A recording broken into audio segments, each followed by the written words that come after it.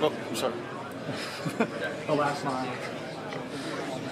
So we're here at TI DLP area. Who are you? Gordy Hanrahan here with TI DLP, and we're showing the real breadth of DLP products that are being displayed here at CES 2014. There are over 30 products being launched right here at CES this year. We've got over 80 being launched worldwide during the year. And really what we're excited about is showing how projection and displays really being integrated into products that are showing up from everything from tablets and phones to little miniature projectors. We've got the world's smallest projector here, which uses the exact same technology as our worldwide leader DLP cinema projection. So here it's being used.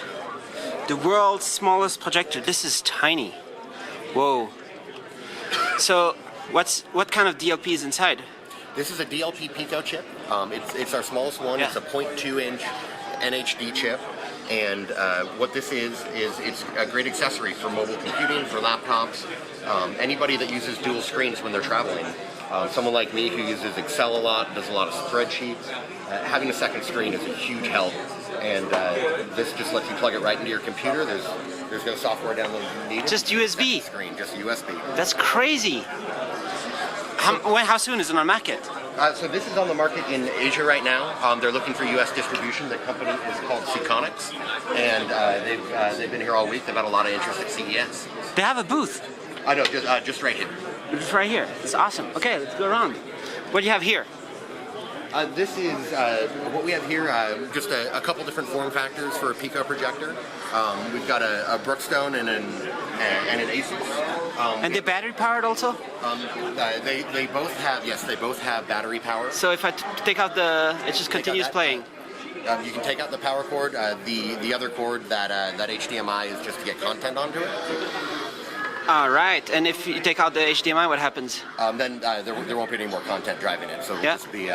it'll be a blank screen. There are projectors like this that you can upload your own content to, and they can really be standalone devices. So you could project everywhere. On the lamps, on the floor, on the roof. This is awesome. How long is the battery? Battery life on this will last about 2 hours. Also this one is battery powered? Well, I believe so. But Yes, yeah. also battery powered. All right. Cool. Let's go around. What's this one? This one here is the Magic On. It's one of the newest smartphones that actually has a DLP Pico projector integrated into it. There's no case, there's no lining. This is just the phone. We've got it on a stand right now, but you can see it's just an Android smartphone, and it's got a nice little projector on it. If I can remember how to make it work. There's maybe a button somewhere. There should be. Yeah. All right. So just built in right here. Who's selling this one? This is a company called Magic On, and it hasn't been released yet. They're going to be launching it in the next couple of weeks or months. Nice. Cool. Let's go around over there. What is this? So what we have right here is a soon-to-be released Hitachi ultra short throw projector. It's the smallest ultra short throw projector that's going to be on the market. And this is really great for anyone who has a confined living space. If you want a real big screen feel from a small package that you can put right up against a wall, it's great. You don't have to have a projector across the room. You don't have to have a big TV if you have a small apartment. It can just fit right there. It's very portable, and you get a big screen TV experience wherever you go. So this is great for Hong Kong and places would have tiny apartments. Exactly. New York, Paris, Hong Kong. Awesome. What's that one? Ooh. What we have right here is one of the new Sony Handycams. They're entirely waterproof these days. These are on the market. Sony has some displaying at their booth. It's entirely waterproof, and it's got a Pico projector right in. Anybody who likes shooting films on family vacations and then showing them back that night, anybody who's out at something like CES and wants to show their colleagues a cool product demo they picked up, these are perfect for that. Because you can shoot the video, and it's got the DLP projector built right in, which is just another example of DLP really enabling shareable display. And Sony has been doing this for a while, building in projectors. They have. And it's always been DLP. It has. Nobody else can do it. Nobody else can do it. In that small package, right? Yep. What's going on here? This is just another form factor. It's a basic Acer projector. great kind of small box feel to it. A really familiar form on top. One of the things we're excited about is really because we're able to shrink the chip so much, it's able to integrate into things like automotive products. And this is a Pioneer aftermarket heads-up display, and it really helps drivers keep their eyes on the road. This particular demo, we don't have the software guy to turn on at this moment, but it's a great product that's selling right now. This is another shape. This is just another shape, and this one in particular is an education tool.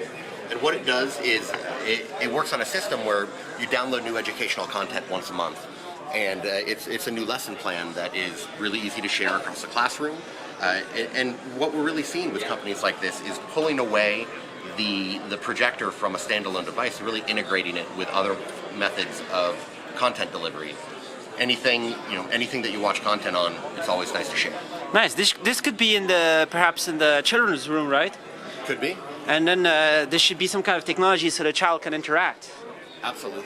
Do you have stuff like that? And what we have over here is an example of that interactive technology.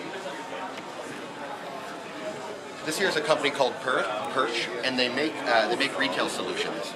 What this is a DLP projector along with a time of flight sensor, which is essentially an infrared camera that measures distance, and it's the same technology that's in an Xbox Kinect.